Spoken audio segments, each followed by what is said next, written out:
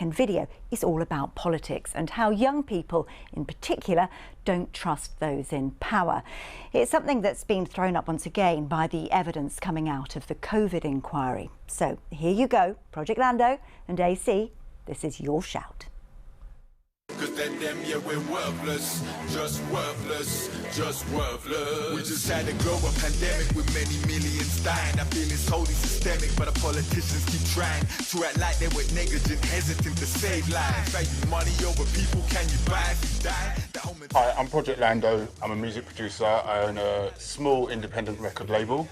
My name's AC. I'm an MC in the drum and bass scene, and I do hip hop as well. And collaborated with Project Lando's label 10 Tons to put out this tune, The 1%. The whole mentality's a lion that was played out. All nationalities unite and let's fade out. Video, it's about showing what the government has been up to. And yes, there's a lot of spin to kind of redirect our attention to other things so we don't necessarily think about what has happened. With COVID, the pandemic ending, a lot of people have forgotten all of the madness that was going on.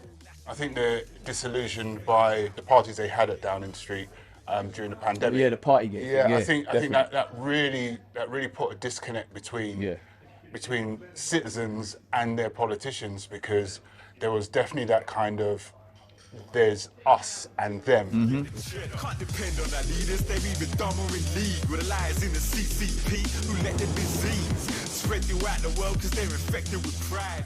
Boy, I think young people are disillusioned with politicians because at the moment they see all of the stuff in the news on social media about austerity cuts that happened, the lack of youth clubs, all of this kind of stuff. They don't feel like they're being invested in at all, and they don't feel like they're being cared about by politicians, so they're not really interested in it.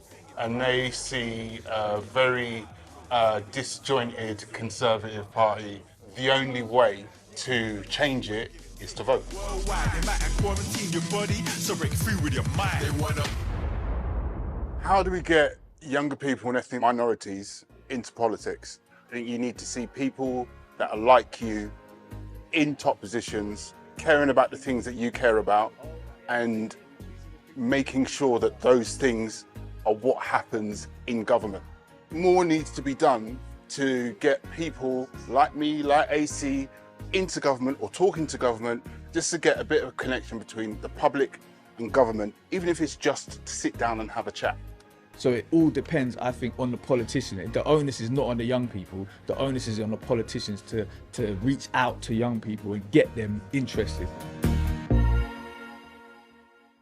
Well, we'll come on to how politicians can connect with young people in a moment, but I want to start with COVID. I mean, Chris, the evidence coming out of the inquiry is, well, it's remarkable and it is devastating for the Conservative Party, isn't it?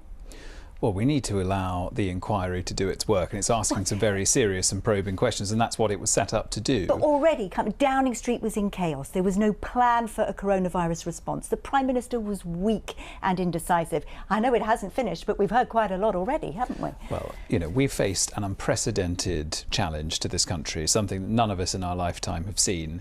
The inquiry is there to explore how these things were handled, what we can learn from them. Hopefully we'll never have to deal with a scandal of this nature again in terms of the behaviour of certain people. But the level of challenge that the country faced was so very serious during this period. Okay. This was a crisis, Clive Lewis, right, that any government would have struggled to have dealt with. Of course, and governments all over the world did, but other governments had lower death rates. Other governments didn't have the Prime Minister and senior politicians saying, well, let COVID rip through them, when he was talking about older people. You know, look, now we can begin to see just tantalising glimpses of what went on behind closed doors, the lack of transparency, the lack of accountability, the sense of entitlement that Boris Johnson and others around him had. No wonder people feel like there's no trust in politicians. When your Sure Start centres have been smashed, your healthcare system is being broken apart. But people who saved us during COVID, the health workers, now can't even get paid. I'm on their picket line. So, you know, you begin to understand. Let's bring Victoria in, because Victoria, the inquiry is about trying to find out